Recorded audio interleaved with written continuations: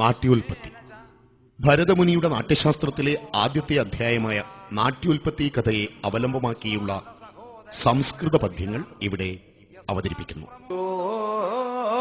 നിസ്സംഗപ്രസംഗൈർ നടൈവതനുദേ നാട്യലീലാം മനോജ്ഞാം യസ്യാം ശാജീവഭേദ വിവിധരസമയ ഭാന്തി മന്ദോരമന്ദേ യോ വാ ദ്വന്ദ്വം വിധായാപ്യഖില സുഖകരാം കേവലാദ്വൈത വിദ്യാം തത്വജ്ഞേഭ്യോ ദദാതി സ്വയമിഹ ഭവതേ ദേവ തസ്മൈ നമോസ്തു.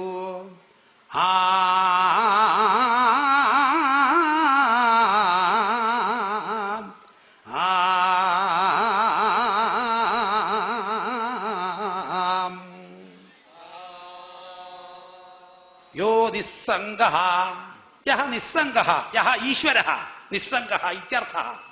നിസ്സംഗഃ പ്രസംഗൈഃ പ്രകർഷേണ സംഗഃ പ്രകർഷ പ്രസംഗഃ തൈഃ പ്രസംഗൈഃ ഇത്യർത്ഥഃ. സംഘസ്യ കോർത്ഥഃ പ്രസംഗസ്യ കോർത്ഥഃ പ്രകർഷേണ സംഗഃ സംഘ ഇത്യർത്ഥഃ ബന്ധഃ ഇത്യർത്ഥഃ.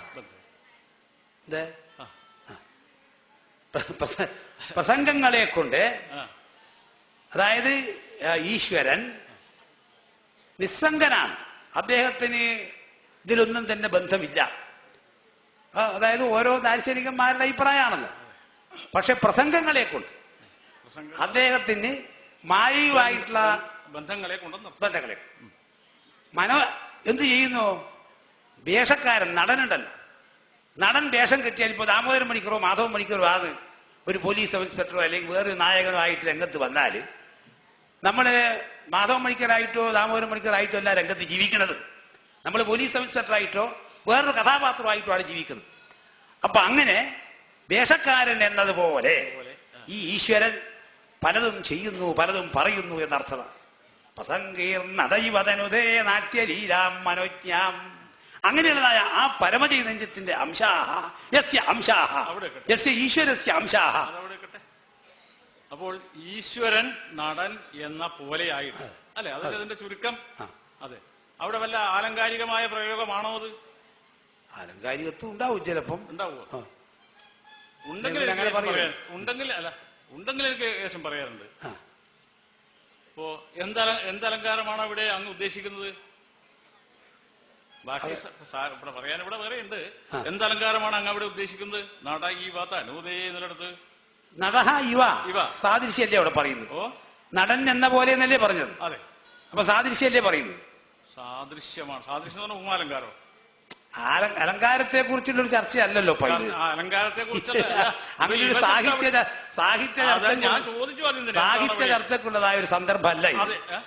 സാഹിത്യ ചർച്ചക്കുള്ളതായ അവിടെ അറിയേണ്ടതുണ്ട്. അതുകൊണ്ടാണ് പോലെ എന്ന് പറയുമ്പോൾ അങ്ങ് ഉദ്ദേശിക്കുന്ന അവിടെ അലങ്കാരം എന്താണെന്ന് എന്റെ ചോദ്യം. അത് നടൻ ഏത് രീതിയിലാണോ അല്ല, അവിടെ എന്ത് അലങ്കാരമാണ് അങ്ങ് ഉദ്ദേശിക്കുന്നത് ചോദിച്ചു, അത്രേ ഉള്ളൂ. മറ്റേ അതിൽ ലക്ഷണം പറയാനൊന്നും പറഞ്ഞിട്ടില്ല. അല്ല, ഈ പോലെ എന്ന് പറയുമ്പോൾ ഉപമാലങ്കാരാന്ന് ഒറ്റ തോട്ടത്തിൽ പറഞ്ഞു പോകും, അല്ലെങ്കിൽ ചിലപ്പോൾ പറഞ്ഞ് കേൾക്കണം. അതിനു വേണ്ടിയാണ്. അല്ല, ഞാൻ പറയുന്നത് നിങ്ങൾ തീരുമാനിച്ചാൽ മതി.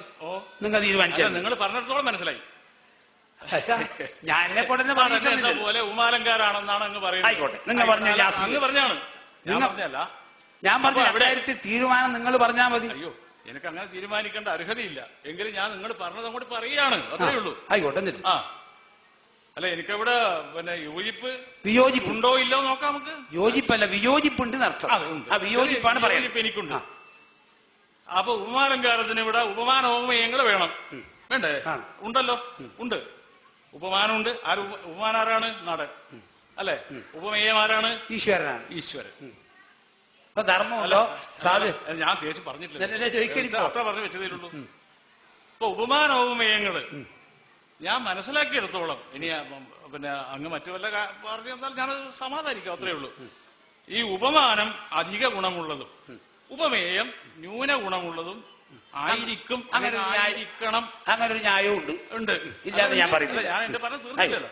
ഇവിടെ ഇപ്പോ ഈശ്വരൻ ഉപമേയവും നടൻ ഉപമാനവുമാണ്.